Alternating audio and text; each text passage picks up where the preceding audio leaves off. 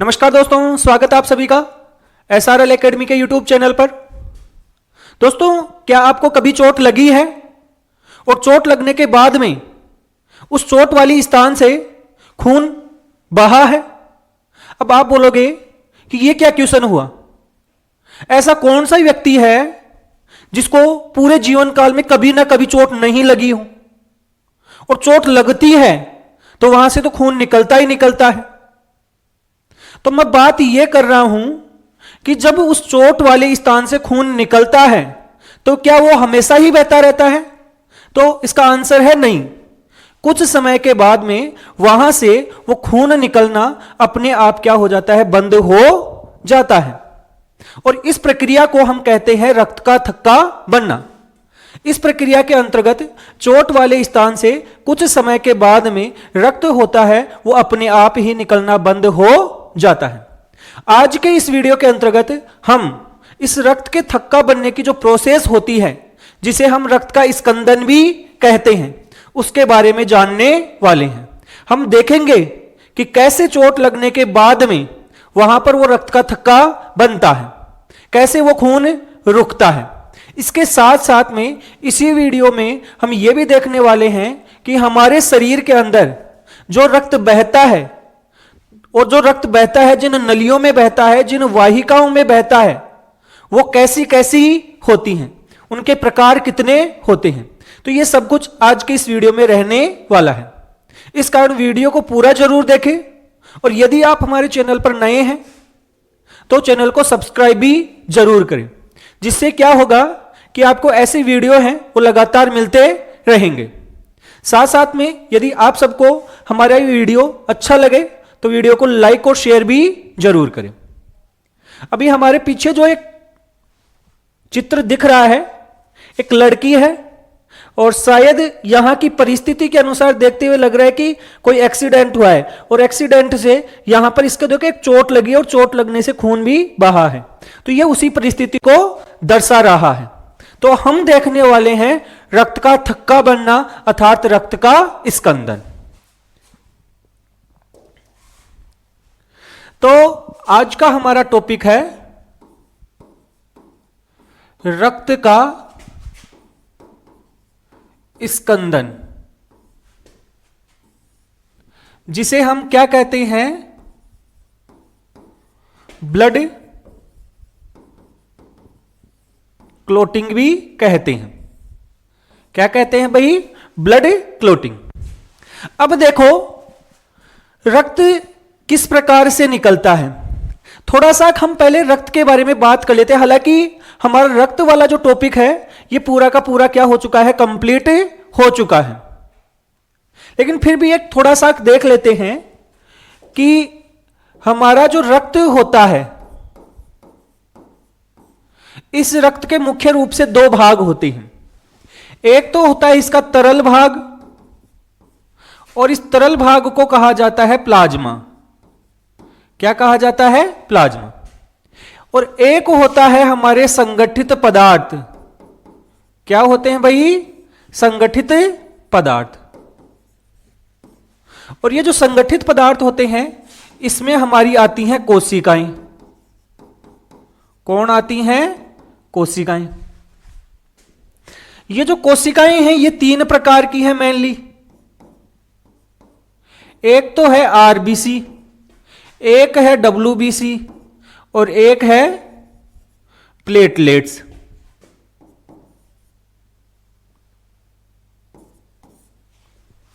एक है हमारी प्लेटलेट्स। तो ये तीन प्रकार की हमारी क्या है? कोशिकाएं। जो ये हमारा प्लाज्मा है, जो ये तरल भाग है, इस तरल भाग के अंदर अनेक प्रकार के क्या पाए जाते हैं? कारक, अर्थात प्रोटीन पाए जाते हैं। क्या पाए जाते हैं? प्रोटीन पाए जाते हैं। और जो कारक या प्रोटीन हमारे रक्त के स्कंदन में काम में आते हैं, रक्त के स्कंदन में महत्वपूर्ण भूमिका निभाते हैं, उन कारकों को हम क्या कहते हैं? उन्हें हम कहते हैं स्कंदन कारक। उन्हें क्या कहते हैं? हमें स्कंदन कारक कहते हैं। अर्थात क्या हो गया है, हमारे क्लोटिंग फैक्टर कहते हैं। क्या कहते हैं उनको? Clotting factor. और ये क्लोटिंग फैक्टर आपके किस में पाए जाते हैं? प्लाज्मा में पाए जाते हैं। लेकिन आपको ध्यान रखना है कि हमारे प्लाज्मा में जो भी क्लोटिंग फैक्टर पाए जाते हैं ये सामान्य तौर पर निष्क्रिय अवस्था में पाए जाते हैं। किस अवस्था में पाए जाते हैं? निष्क्रिय अवस्था में पाए जाते हैं।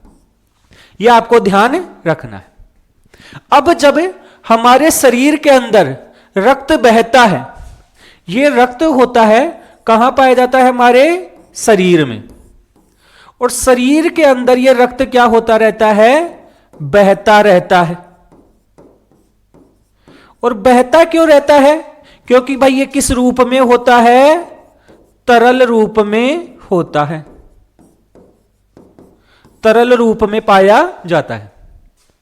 दोस्तों हमारे शरीर में जो ये रक्त है जो तरल रूप में है ये कभी भी जमता नहीं है। शरीर के अंदर इसका स्कंदन नहीं होता है। और क्यों नहीं होता है आप खुद सोचो।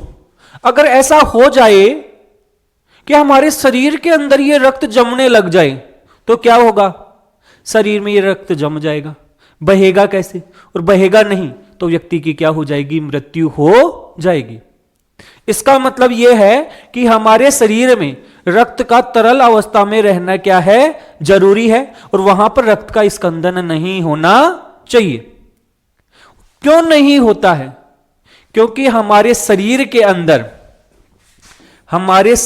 अंदर क्या पाया जाता है? एक पदार्थ होता है। क्या पाया जाता है? एक पदार्थ। और उस पदार्थ का नाम क्या होता है? उस पदार्थ का नाम मैंने पिछले वीडियो में भी बताया था। उस पदार्थ का नाम होता है हिपेरिन। क्या होता है उस पदार्थ का नाम? हिपेरिन। और ये हिपेरिन होता है, ये सामान्यतया हमारी जो रक्त वाहिनियां होती हैं, क्या होती हैं? रक्त वाहिनियां होती हैं। हमारी एक WBC होती है जिसका नाम होता है बेसोफिल। इनसे क्या होता है? स्रावित होता है। किनसे स्रावित होता है? हमारी रक्त वाहिनियों से या बेसोफिल से स्रावित होता है। और यह क्या करता है? शरीर में रक्त को जमने से या फिर थक्का बनने से क्या करता है? रोकता है। तो यह आपको ध्यान रखना है कि हमारे शरीर के अंदर रक्त होता है वो जमता नहीं है। और वो क्यों नहीं जमता है? उसके लिए सबसे इंपॉर्टेंट पदार्थ कौन सा है? हमारा हिपेरिन। और यह हिपेरिन हमारे शरीर के अंदर रक्त को क्या करता है? जमने से बचाता है। इस कारण इसको क्या बोलते हैं भाई? प्राकृतिक प्रति स्कंदन कारक। एंटीकोगुलेंट है। एंटी का मतलब विरुद्ध और कोगुलेंट का मतलब जमने के। अर्थात यह हमारे शरीर में रक्त के जमने को क्या करता है? रोकता है। और उस पदार्थ को हम क्या कहते हैं? एंटीकोगुलेंट कहते हैं। तो ये सारी की सारी एक बार हमारे दिमाग में बैठ गई है कि हमारे शरीर के अंदर रक्त नहीं जमता है। और क्यों नहीं जमता है? क्योंकि हमारे शरीर में क्या पाया जाता है? हिपेरिन पाया जाता है। एक बात और देखो भाई, आपको एक बात तो मैंने आपको बता दी है कि प्लाज्मा क्या होता है। एक बात आपको बताइए, क्या? प्लाज्मा। और प्लाज्मा क्या होता है? देखो, रक्त का जो तरल भाग होता है, रक्त का कैसा भाग होता है? तरल भाग। यह कुल रक्त का लगभग कितना प्रतिशत होता है? 55% होता है। और इस प्लाज्मा में ध्यान से सुनना, इस प्लाज्मा के अंदर आपके क्या पाए जाते हैं? क्लोटिंग फैक्टर पाए जाते हैं। क्या पाए जाते हैं? Clotting factor. भी तो बताया आपको, प्लाज्मा में क्या पाए जाते हैं? स्कंदन कारक अर्थात क्लोटिंग फैक्टर पाए जाते हैं। अब देखो, अगर इस प्लाज्मा में से जैसे आपका प्लाज्मा है, इसमें से यदि क्लोटिंग फैक्टर को माइनस कर दें, क्या कर दे भाई, क्लोटिंग फैक्टर को माइनस कर दें। कहने का मतलब यह हो गया कि प्लाज्मा में यदि क्लोटिंग फैक्टर नहीं पाए जाएं, वो क्लोटिंग फैक्टर काम में आ जाएं, तो अब इसे प्लाज्मा नहीं कहेंगे। प्लाज्मा में यदि क्लोटिंग फैक्टर नहीं है तो उसे प्लाज्मा नहीं कहा जाता है, उसे कहा जाता है सीरम। क्या कहा जाता है, सीरम कहा जाता है। तो यह आपको ध्यान रखना है। अब ऐसा कब हो सकता है, जैसे मान लो आपने बाहर, शरीर से बाहर खून को निकाला और उसको एक वाइल के अंदर रख दिया, एक सीसी के अंदर रख दिया। अब सीसी के अंदर रखेंगे तो थोड़े समय के बाद में वो खून क्या होने लग जाता है, जमने लगे जाता है। और जब जमता है तो आरबीसी वगैरह नीचे की तरफ बैठ जाती है और ऊपर की तरफ हमारा क्या आ जाता है, प्लाज्मा आ जाता है। लेकिन जब ये खून पूरा जम गया तो उस प्लाज्मा के जो भी क्लोटिंग फैक्टर थे वो आपके रक्त के जमने में क्या आ चुके हैं, काम में आ चुके हैं। इसका मतलब अब उस प्लाज्मा के अंदर आपके क्लोटिंग फैक्टर उपस्थित नहीं है। और जब क्लोटिंग फैक्टर उपस्थित नहीं है तो अब इसे प्लाज्मा नहीं कहेंगे, अब इसे क्या कहेंगे, हमें सीरम। कहने का मतलब यह हो गया है कि आपका स्कंदित रक्त होता है। कौन सा रक्त, स्कंदित रक्त। इसके अंदर जो आपका तरल ऊपर की ओर आ जाता है, जो तरल ऊपर की ओर आ जाता है, रक्त जम गया और जमने के बाद में जो तरल ऊपर आ गया दिखता प्लाज्मा के जैसा ही है, हल्के पीले रंग का, लेकिन उसे प्लाज्मा नहीं, उसे क्या कहा जाता है, सीरम कहा जाता है। आपको प्लाज्मा और सीरम में अंतर पता होना चाहिए। क्या होता है प्लाज्मा और सीरम में अंतर, आपको यह बताना है कि जो प्लाज्मा होता है यह रक्त का तरल भाग होता है, हल्के पीले रंग का होता है, जिसमें आपके स्कंदन कारक अर्थात क्लोटिंग फैक्टर पाए जाते हैं। लेकिन जब प्लाज्मा में से क्लोटिंग फैक्टर होते हैं उनको क्या कर दिया जाए, गठा दिया जाए या उनको काम में ले लिया जाए, तो अब इस प्लाज्मा को क्या कहा जाता है, सीरम कहा जाता है। और यही आपका प्लाज्मा और सीरम में अंतर होता है।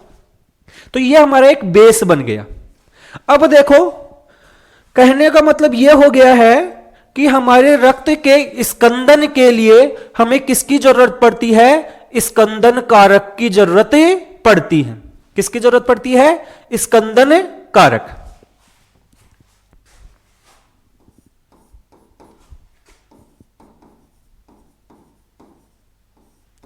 स्कंदन कारक, जिन्हें हम क्या बोल रहे हैं, क्लोटिंग फैक्टर कहते हैं। कहां पाए जाते हैं, अभी बताया आपको, कहां पाए जाते हैं, प्लाज्मा में पाए जाते हैं। दूसरी बात, ये क्लोटिंग फैक्टर प्लाज्मा में किस अवस्था में होते हैं, ये पाए जाते हैं हमारे निष्क्रिय अवस्था में। कौन सी अवस्था में पाए जाते हैं, निष्क्रिय अवस्था में पाए जाते हैं। ठीक है कि नहीं है, यह आपको ध्यान रखना है। हमारे प्लाज्मा में कितने आपके स्कंदन कारक होते हैं, तो प्लाज्मा में देखो कुल 13 स्कंदन कारक होते हैं। कुल कितने स्कंदन कारक होते हैं, 13 स्कंदन कारक पाए जाते हैं।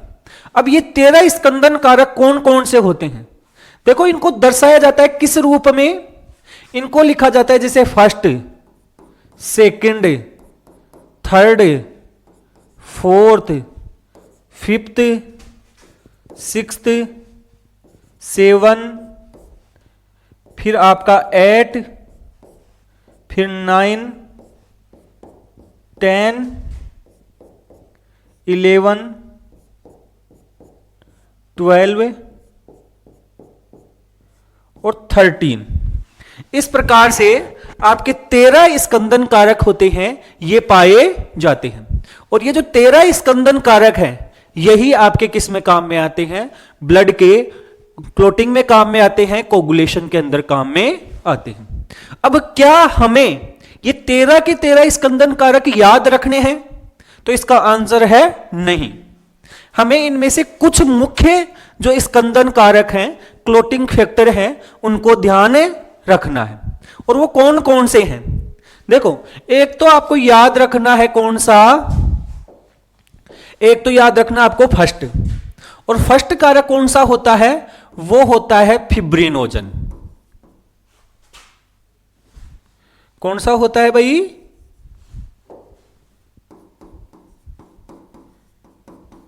फिब्रिनोजन। और आपको याद आ गया होगा कि मैंने आपको प्लाज्मा प्रोटीन बताया था, उस दौरान आपको बताया था कि फिब्रिनोजन होता है, यह आपके प्लाज्मा में पाया जाता है, एक प्रोटीन होता है। दूसरा आपको क्या याद रखना है? दूसरा याद रखना आपको प्रोथ्रोम्बिन। कौन सा होता है? प्रोथ्रोम्बिन। तीसरा कारक जो आपको याद रखना है वो होता है आपका थ्रोम्बोप्लास्टिन। कौन सा याद रखना है? थ्रोम्बोप्लास्टिन। चौथा कारक कौन सा याद रखना है? यह है आपका कैल्शियम आयन।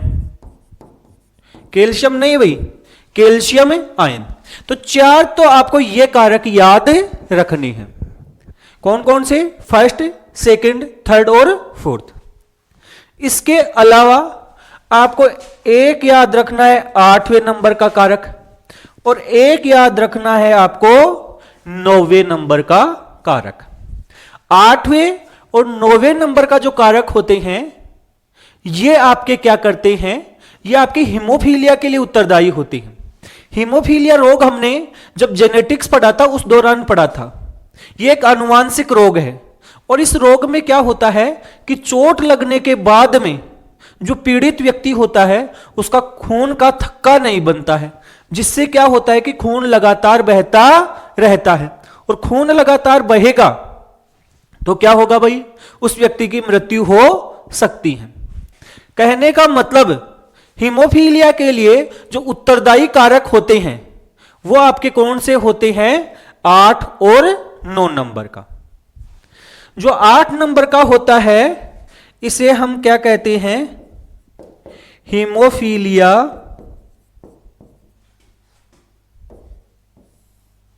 प्रभावित कारक। और हीमोफीलिया कौन सा? ए। हीमोफीलिया ए प्रभावित कारक, अर्थात यह कारक हीमोफीलिया ए में प्रभावित होता है। अगर आपके 8वें नंबर का कारक नहीं बन रहा है तो कौन सा रोग हो जाएगा? Haemophilia A.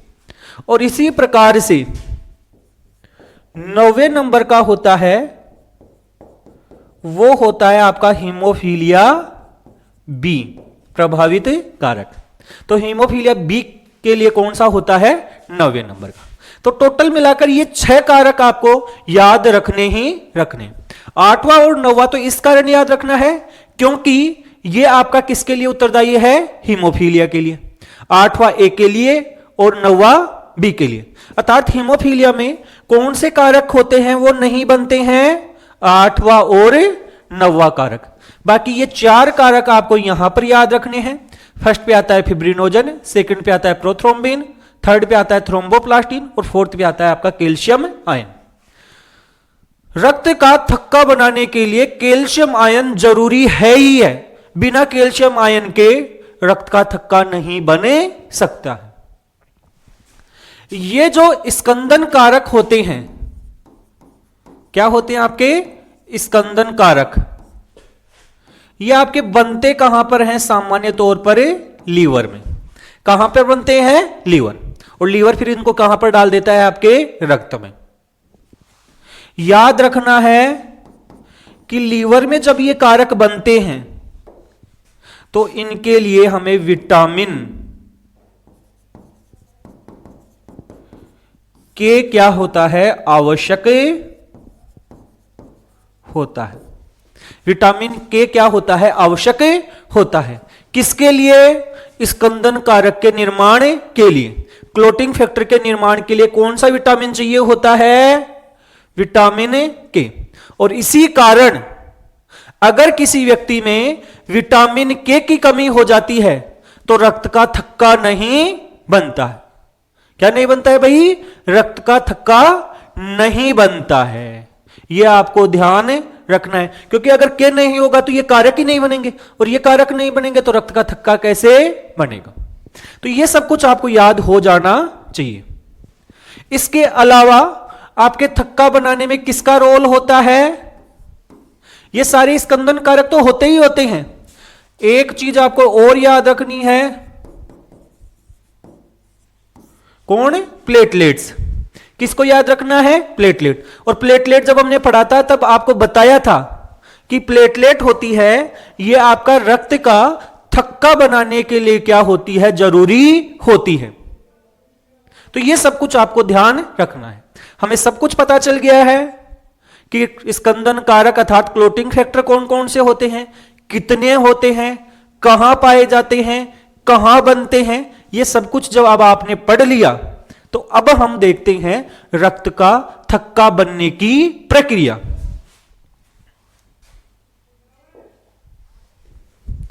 क्या देखने वाले हमें? रक्त स्कंदन की प्रक्रिया, रक्त स्कंदन की प्रक्रिया।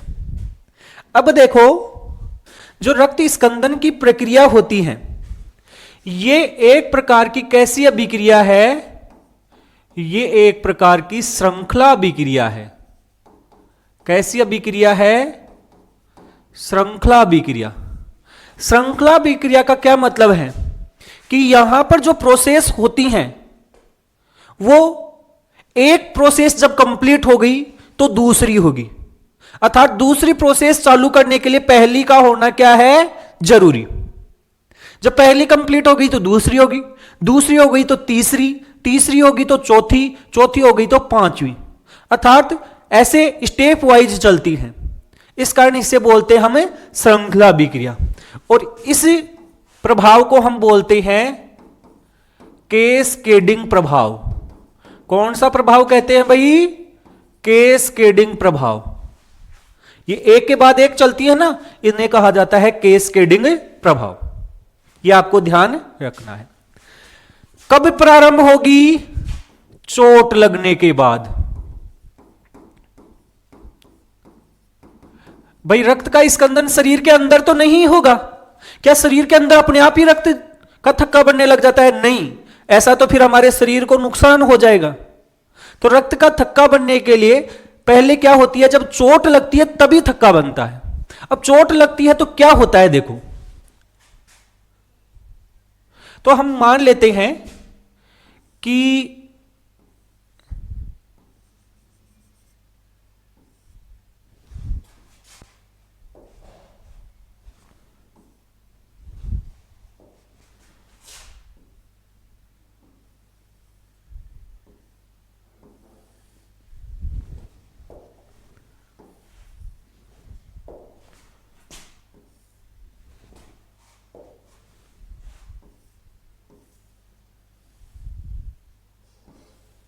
ये किसी व्यक्ति का क्या है? पैर, और पैर में यहां पर चोट लग गई। अब चोट लग गई तो यहां पर जो रक्त वाहिनियां थी इसके अंदर, पैर के अंदर, उसमें से क्या हो गया? ऐसे खून निकलने लग गया। खून क्यों निकलने लग गया? क्योंकि यहां पर जो आपकी रक्त वाहिनी थी, जो ऐसे रक्त वाहिनी थी, वो क्या हो गई? अब टूट गई है। वो क्या हो गई है? टूट गई है। तो जो रक्त अंदर बह रहा था, जो रक्त क्या कर रहा था? अंदर की तरफ बह रहा था, वो बहकर अब क्या निकलने लग गया है? बाहर की ओर निकलने लग गया है। जैसे ही बाहर की ओर निकलता है तो इनके अंदर आपके क्या पाए जाते हैं? रक्त में ही आपकी क्या पाए जाते हैं? प्लेटलेट्स भी पाई जाती हैं। और ये प्लेटलेट्स क्या करती हैं? जैसे ही इनको चोट दिखती है, जैसे ही लगता है कि देखो, जब ये वाहिनी के अंदर बह रही थी तो रक्त की वाहिनी तो एकदम स्मूथ थी, एकदम चिकनी थी। जैसे ही ये बाहर निकली, इनको पता चला कि अब तो कैसी सतह आ गई, खुरदरी। और जैसी ही खुरदरी सतह आती है, ये प्लेटलेट्स होती हैं, ये एक दूसरे से चिपकने लगी जाती हैं। एक प्लेटलेट दूसरी को पकड़ लेती है और पकड़कर उसको क्या करती हैं, रोकती हैं। जो चोट लगी है, जो स्थान हुआ है, उसको भरने का क्या करती हैं, प्रयास करती हैं। कहने का मतलब यहां पर आपकी ऐसे प्लेटलेट्स होती हैं, ऐसे हो जाती हैं और एक दूसरे को पकड़कर यहां पर इसको बंद करने का प्रयास करती हैं। लेकिन प्लेटलेट्स के द्वारा ये पूरा खून है, ये रुकता नहीं है। खून फिर भी क्या होता है, ऐसे निकलता ही रहता है। तो ये हमारा क्या हो गया है, चोट हो गई। ये हमारी क्या थी, रक्तवाहिनी थी। क्या थी भाई, रक्तवाहिनी। और ये हमारा क्या था, उत्तक। भाई चोट लगेगी तो हमारा उत्तक भी तो डैमेज होगा, और जब डैमेज होगा तो रक्तवाहिनी डैमेज हुई। रक्तवाहिनी डैमेज हुई तो उससे क्या निकली हैं, प्लेटलेट्स। और चोट लगती है, ये प्लेटलेट्स जैसे ही खुरदरी सतह से टकराती हैं, जैसे ही खुरदरी सतह को देखती हैं, तो प्लेटलेट्स कैसी हो जाती हैं, डैमेज हो जाती हैं। और प्लेटलेट्स जैसे ही डैमेज होती हैं, इनसे एक पदार्थ निकलता है, एक एंजाइम निकलता है। किससे निकलता है, प्लेटलेट्स से। तो क्या हो गया, जैसे ही चोट लगी, तो चोट लगने के बाद में जो हमारी क्या होती हैं, प्लेटलेट्स होती हैं। कौन होती हैं, प्लेटलेट्स। ये क्या हो जाती हैं, आपकी डैमेज हो जाती हैं। और जैसे ही आपकी प्लेटलेट डैमेज होती हैं, तो क्या होता है, इन प्लेटलेट से एक पदार्थ निकलता है, एक एंजाइम निकलता है, जिसे हम क्या कहते हैं, जिसे हम कहते हैं थ्रोम्बोकाइनेज।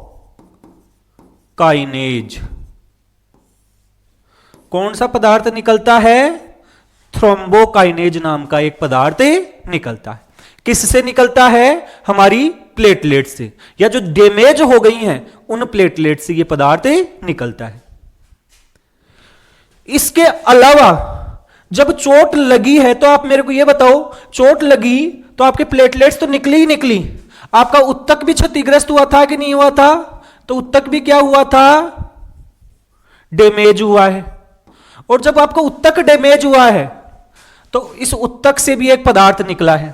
क्या निकला है, एक पदार्थ, उसका नाम क्या है आपका, थ्रोम्बोप्लास्टिन। Thromboplastin kinase. क्या है आपका, थ्रोम्बोप्लास्टिन काइनेज। और ये किससे निकला है आपका, ये डैमेज उत्तक से निकला है। ये आपको ध्यान रखना है। अब क्या हुआ, ये थ्रोम्बोप्लास्टिन काइनेज है, ये भी अल्टीमेटली किस में बदल जाता है, आपका थ्रोम्बोकाइनेज में बदल जाता है। किस में बदल जाता है, थ्रोम्बोकाइनेज में बदल जाता है। कहने का मतलब यह हो गया कि चोट लगने के बाद में, चाहे से वो प्लेटलेट्स से हो और चाहे से आपके उत्तक से हो, अल्टीमेटली क्या बन जाता है आपका, थ्रोम्बोकाइनेज। और जैसे ही ये थ्रोम्बोकाइनेज बनता है, ये क्या करता है, आपका स्कंदन की प्रक्रिया को शुरू कर देता है। आपके रक्त का थक्का बनाने की प्रक्रिया को क्या कर देता है, शुरू कर देता है। कैसे, देखो आप सबको पता है कि जो हमारा प्लाज्मा था, उस प्लाज्मा के अंदर आपका क्या था, एक प्रोटीन। क्या था, एक प्रोटीन। और उस प्रोटीन का नाम क्या है, मैं वो नाम ही लिख देता हूं। क्या था आपका, फिब्रिनोजन। क्या था भाई, फिब्रिनोजन। सॉरी, फिब्रिनोजन तो हमारा बाद में काम में आएगा। पहले हम बात करते हैं कि जो हमारा लीवर है, क्या है, लीवर। इस लीवर से एक प्रोटीन बन रहा है और उस प्रोटीन का क्या नाम है, प्रोथ्रोम्बिन। क्या नाम है, प्रोथ्रोम्बिन। और ये प्रोथ्रोम्बिन है, जैसे इसको थ्रोम्बोकाइनेज मिलता है, कौन सा एंजाइम मिलता है, थ्रोम्बोकाइनेज। वैसे ही आपका ये प्रोथ्रोम्बिन है, ये आपका किस में बदल जाता है? थ्रोम्बिन में बदले जाता है। किस में बदल जाता है भाई? थ्रोम्बिन में। कहने का मतलब ये कैसा है? ये है निष्क्रिय। ये हमारे शरीर में पहले से ही पाया जाता है, इंतजार नहीं करता कि चोट लगेगी और उसके बाद में मैं आऊंगा। यह हमारे रक्त में पहले से ही होता है। कौन? प्रोथ्रोम्बिन। लेकिन यह निष्क्रिय अवस्था में रहता है। अब सक्रिय कैसे होगा? चोट लगते ही आपका क्या बनेगा? थ्रोम्बोकाइनेज। और यह थ्रोम्बोकाइनेज इस प्रोथ्रोम्बिन को किस में बदल देगा? थ्रोम्बिन में, अर्थात सक्रिय रूप में। अब जैसे ही आपका थ्रोम्बिन बन गया, यह थ्रोम्बिन काम करता है। अभी आपको बताया था ना, एक अभिक्रिया जब हुई तो दूसरी होती है, दूसरी हुई तो तीसरी होती है। तो देखो, चोट लगी तो क्या निकला? थ्रोम्बोकाइनेज। और थ्रोम्बोकाइनेज बना तो उसने किसको बदल दिया? प्रोथ्रोम्बिन को किस में बदल दिया? थ्रोम्बिन में बदल दिया। जैसे ही ये थ्रोम्बिन बना, ये थ्रोम्बिन क्या करता है? अब आपका ये थ्रोम्बिन आपका जो फिब्रिनोजन होता है, क्या होता है? फिब्रिनोजन। और ये फिब्रिनोजन भी पहले किस रूप में पाया जाता है? निष्क्रिय। कैसा होता है? निष्क्रिय। लेकिन ये थ्रोम्बिन है, इस फिब्रिनोजन को किस में बदल देता है? किस में बदल देता है भाई? फिब्रिन में। किस में बदल देता है? फिब्रिन में बदल देता है। और ये फिब्रिन होता है, ये एक ऐसा प्रोटीन है, रेशेदार प्रोटीन है। कैसा प्रोटीन है? रेशेदार। और ये रेशेदार प्रोटीन है, यही क्या बनाता है? आपका रक्त का थक्का बनाता है। किसका थक्का? रक्त का थक्का। तो रक्त का थक्का बनाने के लिए कौन सा प्रोटीन जरूरी है? फिब्रिन, जो बनेगा किससे? फिब्रिनोजन से। लेकिन फिब्रिनोजन से कब बनेगा? उसके लिए हमें चाहिए क्या? थ्रोम्बिन। लेकिन ये थ्रोम्बिन कब बनेगा? ये बनेगा आपका प्रोथ्रोम्बिन से। कब?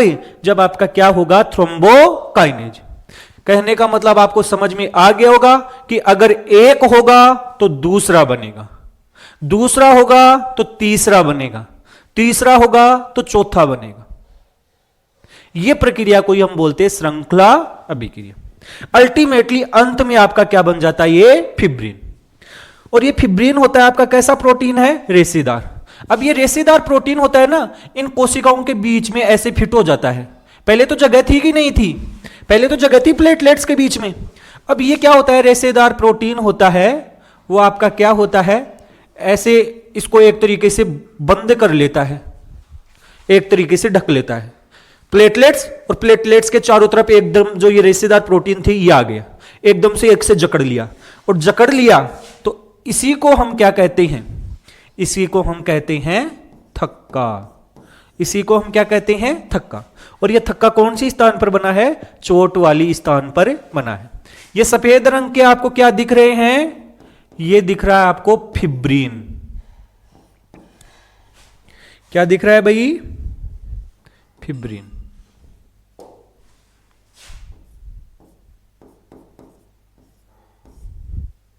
यह आपको ध्यान रखना है। तो इस प्रकार से रक्त को रोकने के लिए कौन सी चीज जरूरी है? हमारा यह फिब्रिन प्रोटीन बनना जरूरी है। और अल्टीमेटली इस प्रकार से आपका क्या होता है? रक्त बहना क्या हो जाता है? रुक जाता है। यह पूरी प्रक्रिया है हमारी। कौन सी प्रक्रिया? रक्त का स्कंदन। हालांकि यह प्रक्रिया होती है, इसमें बहुत सारी स्टेप होती है। इसको हमने एक शॉर्ट रूप में लिखा है क्योंकि हमारे लिए इतना ही क्या है? जरूरी। हमें ज्यादा देखने की जरूरत है नहीं, हमें बस इतना पता होना चाहिए कि मेनली क्या क्या होता है। अब देखो, इस पूरी प्रोसेस के अंदर, इस पूरी प्रोसेस के अंदर एक तो हम इस तरीके से भी जा सकते हैं और दूसरा हम इस तरीके से भी जा सकते हैं। अर्थात प्लेटलेट से भी आपकी ये प्रोसेस चालू होगी और उत्तक से भी आपकी ये वाली प्रोसेस चालू होगी। अर्थात दो पथ हैं, दो पाथवे हैं जो आपका क्या करते हैं? रक्त का थक्का बना सकते हैं। इसे तो हम क्या कहते हैं? इसे हम कहते हैं इंट्रिंसिक पाथवे। इसे तो क्या कहा जाता है? Intrinsic pathway. और इसे क्या कहा जाता है? Extrinsic pathway. अगर कोई पूछे तो ध्यान रख लेना, बाकी आपको ज्यादा लोड लेने की जरूरत है नहीं। कितने पाथवे? दो, इंट्रिंसिक और एक्सट्रिंसिक। इंट्रिंसिक पाथवे आपका किससे चालू होगा? प्लेटलेट्स से, डैमेज प्लेटलेट्स होंगी। और एक्सट्रिंसिक वाला किससे चालू होगा? आपका टिश्यू से, उत्तक से चालू होगा। तो यह आपको पूरा का पूरा मैंने किसके बारे में बता दिया है? रक्त के स्कंदन के बारे में बता दिया है। इस पूरी प्रक्रिया में ध्यान से सुनो, रक्त का थक्का बनाने की इस पूरी प्रक्रिया में कितना समय लगता है? कितना समय लगता है? तो इस पूरी प्रक्रिया के अंदर लगभग आपका 3 से लेकर 5 मिनट का समय लगता है। कितना लगता है भाई? 3 से 5 मिनट का। और रक्त का थक्का बनने में जो ये समय लगा है, इसे क्या कहा जाता है? इसे कहा जाता है क्लोटिंग टाइम। क्या कहा जाता है? Clotting time. शॉर्ट में इसको क्या कहते हैं? सीटी। क्या कहते हैं? सीटी। एक चीज और होती है जिसे बोलते हैं हम ब्लीडिंग टाइम। क्या बोलते हैं? Bleeding time. और ब्लीडिंग टाइम कौन सा हो गया? कि चोट लगने के बाद में हमारा रक्त है वो कितनी देर तक बह रहा है। चोट लगने के बाद में रक्त है वो कितनी देर तक बह रहा है, ब्लीडिंग कितने समय तक हो रही है, उसे बोलते हैं हम ब्लीडिंग टाइम। और ये हमारा सामान्य तौर पर 2 से 3 मिनट होता है। कितना होता है? 2 से 3 मिनट। और इन दोनों को एक साथ क्या बोला जाता है? बीटीसीटी। क्या बोला जाता है? बीटीसीटी। बीटीसीटी का मतलब bleeding time, clotting time. Bleeding time हमेशा कम होगा, 2 से 3 मिनट, और क्लोटिंग टाइम होता है 3 से 5 मिनट। कई कई केस में 3 से 7 मिनट भी आपको देखने को मिले सकता है। यह थोड़ा सा आपको ध्यान रख लेना। तो यह हमारा एक टॉपिक कंप्लीट हो गया जिसका नाम क्या था? हमारा रक्त का स्कंदन। अब इसके बाद में हम एक छोटा सा टॉपिक और पढ़ने वाले हैं जिसका नाम है क्या है? हमारी रक्त वाहिनियां। चलो देखो भाई,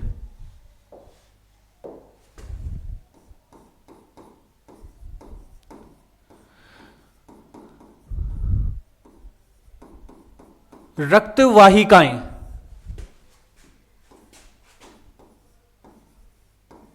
ब्लड वेसल्स क्या होती हैं? आपकी ब्लड वेसल्स, रक्त वाहिकाएं। अब ये क्या है? देखो, मनुष्य है वो एक ऐसा जीव है जिसके शरीर में बंद परिसंचरण तंत्र पाया जाता है। कैसा पाया जाता है भाई? बंद परिसंचरण। और बंद परिसंचरण तंत्र पाया जाता है, इसका मतलब रक्त होता है यह नलियों के अंदर बहता है, नसों के अंदर बहता है, और इन्हीं नलियों या नसों या वाहिनियों की सहायता से यह हमारे शरीर होता है, इसके प्रत्येक भाग तक पहुंचाया जाता है। तो जिन नलिकाओं में, जिन वाहिकाओं में, जिन वाहिनियों में, कुछ भी बोल दो, जिनमें आपका रक्त बहता है, उन्हें क्या कहते हैं? हमें रक्त वाहिनी कहते हैं या रक्त वाहिकाएं कहते हैं। तो कहने का मतलब क्या हो गया भाई? मनुष्य में परिसंचरण है वो कैसा है? बंद। मनुष्य का परिसंचरण किस प्रकार का होता है? बंद। कहने का मतलब क्या हो गया? रक्त होता है यह आपका किस में बहता है? वाहिकाओं में, या इन्हें हम क्या बोलते हैं? वाहिनियों में बहता है। समझ गए कि नहीं समझ गए? और जिन वाहिनियों में या वाहिकाओं में रक्त बहता है उनको हम कहते क्या हैं? रक्त वाहिकाएं, ब्लड वेसल्स कहते हैं। अब जब मनुष्य होता है, इस मनुष्य के अंदर 2 प्रकार की मैं 2 प्रकार की जगह 3 प्रकार की लिखता हूं। कितने प्रकार की? 3 प्रकार की रक्त वाहिकाएं होती हैं। कितने प्रकार की? 3 प्रकार की। इनमें से एक होती हैं जिन्हें हम कहते हैं धमनी। क्या कहते हैं भाई? धमनी, अर्थात आर्टरी। दूसरी होती हैं जिन्हें हम कहते हैं सिरा, अर्थात वेन। और तीसरी होती हैं जिन्हें हम बोलते हैं केशिकाएं। क्या कहते हैं भाई? केशिकाएं। और केशिकाओं का मतलब हो गया है कैपिलरी।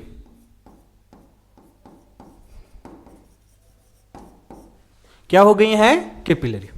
तो ये 3 प्रकार की हमारे शरीर के अंदर क्या पाई जाती हैं? रक्त वाहिनियां पाई जाती हैं। यह आपको ध्यान रखना है। अब जो ये रक्त वाहिनियां होती हैं ना, ये रक्त वाहिनियां, मान लो ये आपकी क्या है? रक्त वाहिनी है। तो कोई भी रक्त वाहिनी है तो उसकी दीवार बनी है, जो भित्ति बनी है वो तो उत्तक से ही बनी है कि नहीं बनी है? कोशिकाओं से ही तो बनी है। तो जो ये वाहिनी है, इसकी जो भित्ति बनी है, इस भित्ति के अंदर टोटल मिलाकर कितनी परत पाई जाती हैं आपकी? 3 परत पाई जाती हैं। कितनी परत पाई जाती हैं? 3। किसमें? आपकी भित्ति में। तो रक्त वाहिका भित्ति, सामान्य तौर पर रक्त वाहिका भित्ति होती है। इसके अंदर कितनी परत होती हैं? 3 परत होती हैं। चाहे से वो धमनी हो और चाहे से वो सिरा। धमनी हो चाहे से सिरा, उसकी जो भित्ति है, मान लो ये आपकी कोई पाइप थी, तो पाइप की बाहर की जो दीवार है, इस दीवार में कितनी परत है? 3 परत। देखो केशिका तो एकदम पतली है, इसमें तो केवल 1 परत होती है। कितनी परत होती है? 1 ही परत। लेकिन बाकी जो आपकी धमनी और सिरा होती है, इसमें कितनी परत पाई जाती हैं? 3। कौन कौन सी? सबसे अंदर ही अंदर की होती है, जिसे हम क्या कहते हैं? Tunica intima. क्या कहते हैं भाई? Tunica intima. और ये आपकी आर्टरी हो चाहे से वेन हो, उसके सबसे अंदर ही अंदर की परत होती है।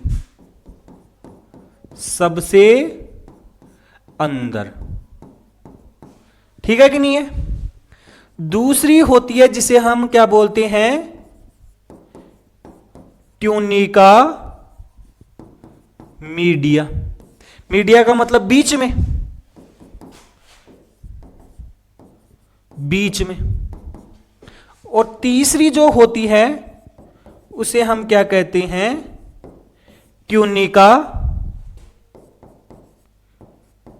एक्सटर्ना। क्या कहते हैं भाई? Tunica externa. और ये क्या होती है? सबसे बाहर की ओर। तो इस प्रकार से आपकी भित्ति में कितनी परत पाई जाती हैं? 3। अब देखो, ये जो मीडिया है ना, बीच वाली परत, ये आपकी किससे बनी है? पेशीय, अर्थात मांसपेशियों से बनी होती है। ये किसकी बनी होती है? ये बनी होती है आपकी संयोजी उत्तक की। किससे बनी होती है? संयोजी उत्तक की। और ये किससे बनी होती है? ये बनी होती है आपकी उपकला उत्तक से। किससे बनी होती है? उपकला उत्तक से। तो थोड़ा सा अगर आपको ध्यान रखना है, जो ये पेशियां है अर्थात मांसपेशियों से जो बनी है, ये देखो हमारी जो धमनी होती हैं, उन धमनी में तो क्या होती है? मोटी। और सिरा होती हैं, उसमें अपेक्षाकृत कैसी होती है? पतली होती है। कहने का मतलब मैं आपको एक बात बता देता हूं कि जो हमारी धमनी होती हैं, उन धमनियों के अंदर जो उसकी दीवार होती है, उसकी जो बीच वाली परत होती है जिसे हम बोलते हैं ट्यूनिका मीडिया, ये मोटी होती है, जबकि सिराओं में ये पतली होती है। क्यों भाई? क्योंकि धमनियों में जो रक्त बहता है वो हमारे हृदय से आता है। कहां से आता है? हृदय से। और हृदय से जो रक्त आता है उसका दाब अधिक होता है, और अधिक दाब होता है, अगर वो पतली होगी तो वो नलिकाएं हैं वो फट सकती हैं। भाई ज्यादा प्रेशर होगा तो वो फट सकती है।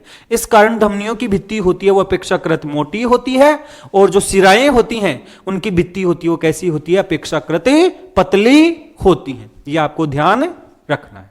चलो अब एक एक को देख लेते हैं। सबसे पहले हम किसके बारे में बात कर लेते हैं? धमनी के बारे में। किसके बारे में बात कर लेते हैं? धमनी। देखो शॉर्ट में देखेंगे हम, बहुत ज्यादा देखने वाले हैं नहीं, कि जो धमनी होती हैं ये ऐसी रक्त वाहिनियां होती हैं, ऐसी रक्त वाहिनियां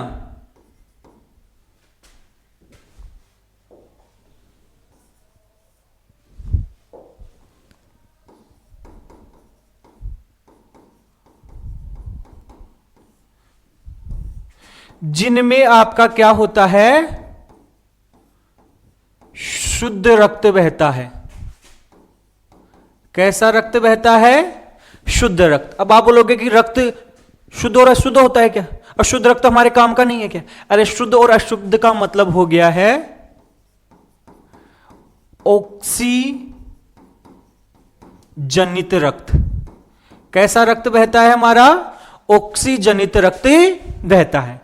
किसमें? धमनियों में। और जो ये रक्त बहता है, जो ये रक्त बहता है, ये आपका सामान्य तौर पर कहां से? हृदय से किस ओर जाता है? कोशिकाओं की ओर जाता है। किस ओर जाता है? आपकी हृदय से कोशिकाओं की ओर लेकर जाता है। जो ये धमनी होती हैं इनकी भित्ति कैसी होती है? अभी आपको बताया था ना, इनकी भित्ति क्या होती है? मोटी होती हैं। कैसी होती हैं? मोटी होती हैं। ये धमनी होती है, ये शुरुआत में तो मोटी होती है, फिर धीरे धीरे ये क्या होती जाती है? विभाजित होती जाती है। क्या होती जाती है? विभाजित। तो जो सबसे मोटी धमनी होती है जो हमारे हृदय से निकलती है, किससे निकलती है? हृदय से, उसे हम बोलते हैं महाधमनी। क्या बोलते हैं? महाधमनी। तो सबसे पहली जो धमनी होती है उसे हम बोलते हैं महाधमनी, एरोटा कहते हैं। जब हम हृदय पढ़ेंगे तो उस संरचना में हम देखेंगे कि महाधमनी है।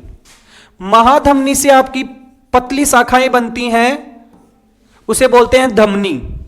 और धमनी की और जो पतली शाखाएं होती हैं उन्हें हम क्या कहते हैं? धमनिकाएं। क्या कहते हैं भाई? धमनिकाएं। तो इस प्रकार से आपकी पतली पतली होती जाती हैं। ये कैसे होती हैं? आपके वृक्ष के समान, वृक्ष की शाखाओं के समान। जैसे एक वृक्ष होता है, उसका तना होता है, एकदम मोटा होता है, फिर उससे शाखाएं निकलती हैं, फिर उन शाखाओं से और अधिक शाखाएं, और अधिक शाखाओं से अंत में क्या बन जाती हैं? टहनियां बने जाती हैं। तो ये जो धमनियां होती हैं हमें किसके समान दिखाई देती हैं? वृक्ष की शाखाओं के समान दिखाई देती हैं। इसके अलावा एक बात और ध्यान रखना है कि ये जो धमनी होती हैं इनमें वोल्व नहीं पाए जाते हैं।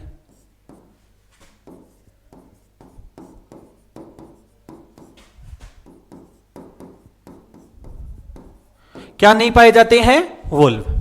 ये वोल्व क्या काम में आते हैं? देखो, जब हमारी धमनियों में रक्त बहता है, किसमें रक्त बहता है? धमनियों में। तो क्योंकि हृदय से निकला है, तो हृदय से निकलने वाले रक्त के अंदर पहले से ही प्रेशर होता है, और पहले से प्रेशर होता है तो देखो नीचे भी जा सकता है, हमारे पैरों की ओर भी जा सकता है, और हमारे सिर की ओर भी जा सकता है, क्योंकि हृदय तो हमारा यहां पर है ना। अब यहां से रक्त को हमारे सिर तक पहुंचाना है, हमारे मस्तिष्क तक पहुंचाना है, तो क्योंकि हृदय से प्रेशर लग रहा है तो प्रेशर से वो जा सकता है। तो ध्यान रखना, धमनियों में आपके वोल्व नहीं पाए जाते हैं। केवल किसको छोड़कर? केवल आपके त्रिवलन कपाट को छोड़कर।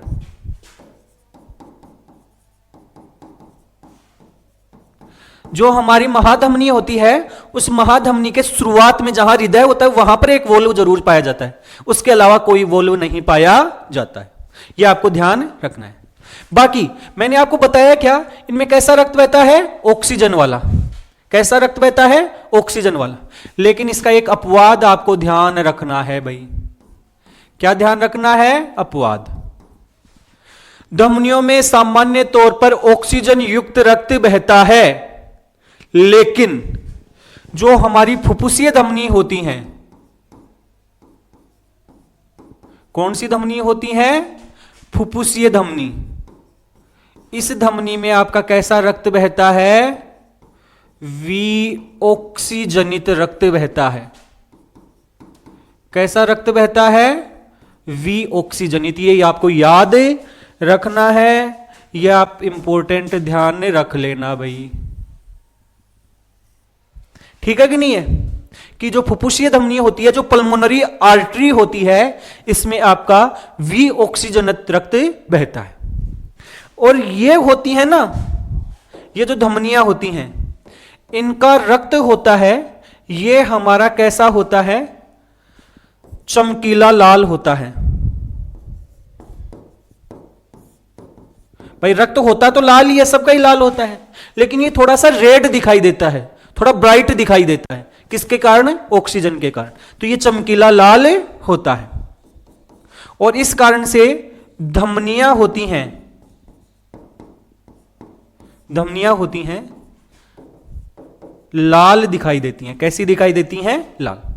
और साथ साथ में ये शरीर में गहराई में पाई जाती हैं।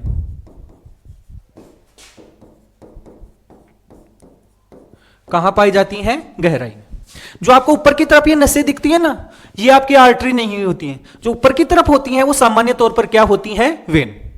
आर्टरी होती हैं थोड़ी डीप पाई जाती हैं, थोड़ी गहरी होती हैं, ये सामान्य तौर पर हमें दिखाई नहीं देती। तो ये तो हो गया है किसके बारे में? हमारी धमनी के बारे में। किसके बारे में हो गया? धमनी के बारे में। अब थोड़ा सा हम सिराओं के बारे में भी देख लेते।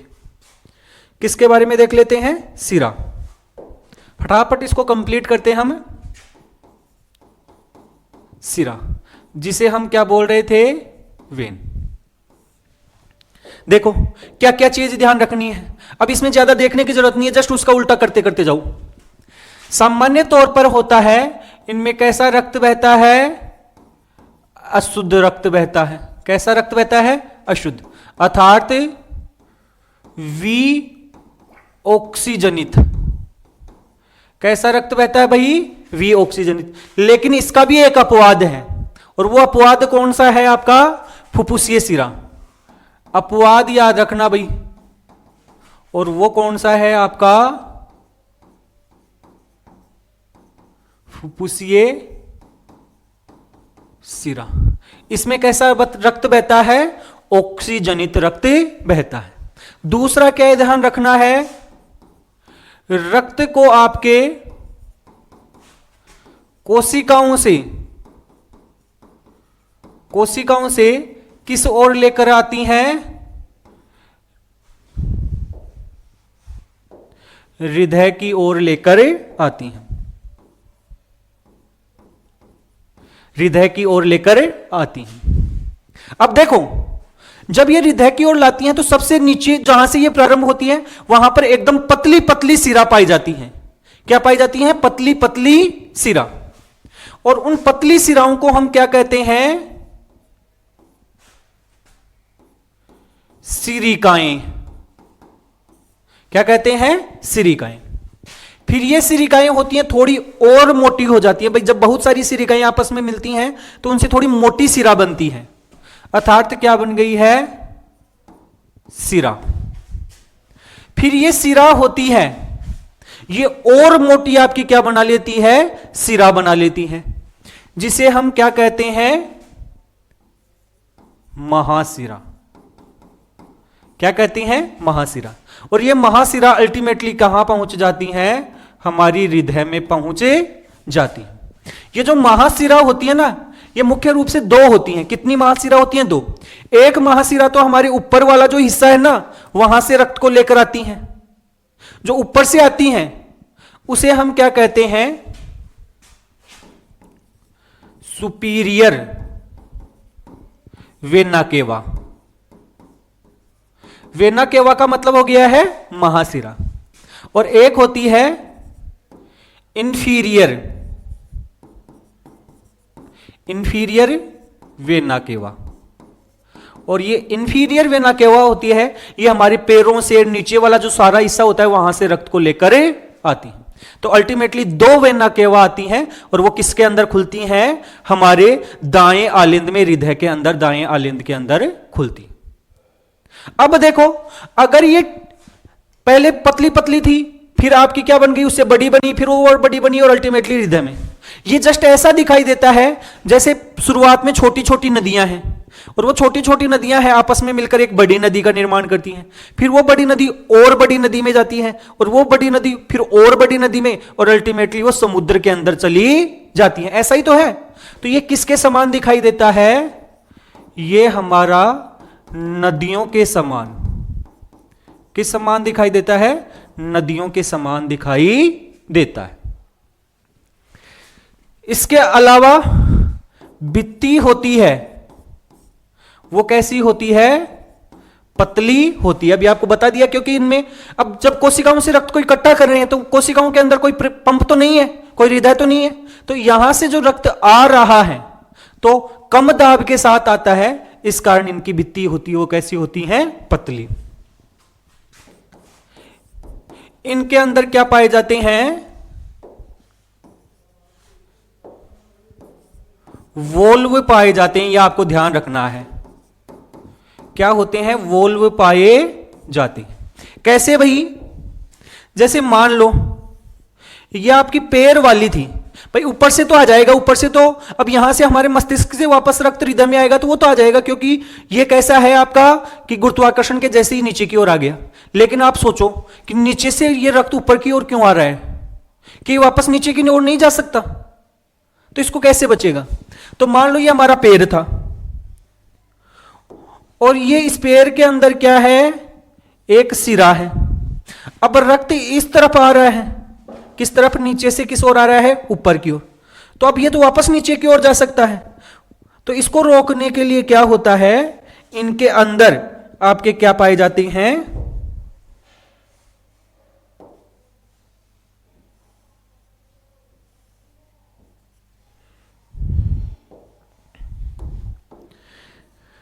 इस रक्त के बैक फ्लो को रोकने के लिए जो आपकी सिराएं होती हैं, इन सिराओं के अंदर क्या पाए जाते हैं? वाल्व पाए जाते हैं। और ये वाल्व ऐसे जगह जगह पर वाल्व पाए जाते हैं, ऐसे पाए जाते हैं ये वाल्व।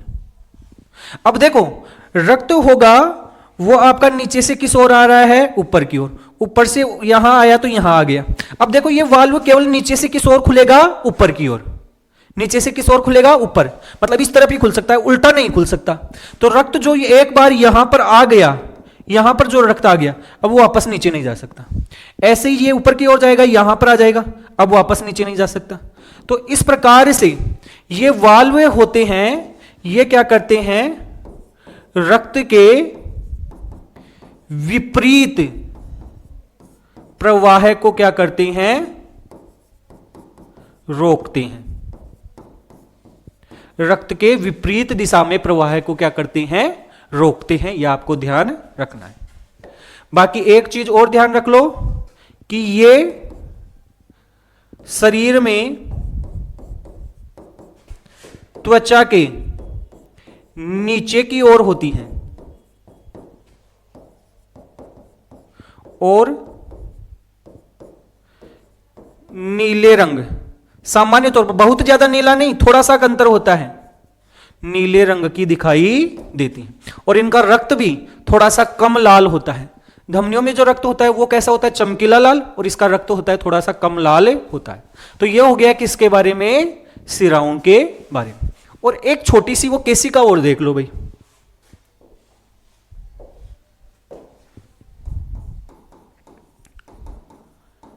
केसिका, ये जो केसिका है, एक परत क्या होती है, मोटी। अब देखो, मान लो ये कोई अंग है, यहां पर ऐसे एक धमनी है, वो रक्त को लेकर आ रही है। यहां से जो सिरा है वो रक्त को क्या कर जा रही है, लेकर जा रही है। और इस प्रकार से ये तो क्या हो गई है आपकी सिरा, ये क्या हो गई है आपकी धमनी, ये हो गया है हमारा कोई ना कोई एक अंग। अब देखो ये धमनी है, इसकी क्या बन जाती है, पतली पतली, इसकी क्या बन जाती है आपकी एकदम ऐसे पतली पतली क्या बन जाती हैं, शाखाएं बने जाती हैं। और ये जो शाखाएं होती हैं ये एक कोशिकीय परत वाली होती हैं, और इनको हम क्या कहते हैं, इनको हम केशिकाएं कहते हैं। क्या कहते हैं, केशिकाएं। यह आपको ध्यान रखना है। यहां गैसों का क्या होता है, आदान प्रदान होता है। तो गैसों का आदान प्रदान कौन सी रक्तवाहिनी से होता है, आपकी केशिका से। यह आपको ध्यान रखना है। और ये क्या होती हैं, जालनुमा संरचना बनाती हैं। कैसी संरचना बनाती हैं, जालनुमा संरचना बनाती हैं। तो यह आपको ध्यान रखना है कि हमारी किस किस प्रकार की रक्तवाहिनियां पाई जाती हैं। तो आज के इस वीडियो के अंतर्गत हमने 2 टॉपिक कंप्लीट किए हैं। एक टॉपिक था हमारा रक्त का स्कंदन अर्थात ब्लड की क्लोटिंग चोट लगने के बाद में, और दूसरा टॉपिक जो हमने पढ़ा है वो हमने पढ़ा है हमारी रक्त वाहिनियां, ब्लड वेसल्स, जो मुख्य रूप से 3 प्रकार की होती हैं, आर्टरी, हमारी वेन और उसके अलावा कैपिलरी। तो इस प्रकार से ये वीडियो है ये आपका कंप्लीट होता है। बाकी ये वीडियो आपको कैसा लगा है, अगर अच्छा लगा है तो वीडियो को लाइक और शेयर जरूर करें, और इसके अलावा हमारे चैनल को सब्सक्राइब भी जरूर करें। धन्यवाद।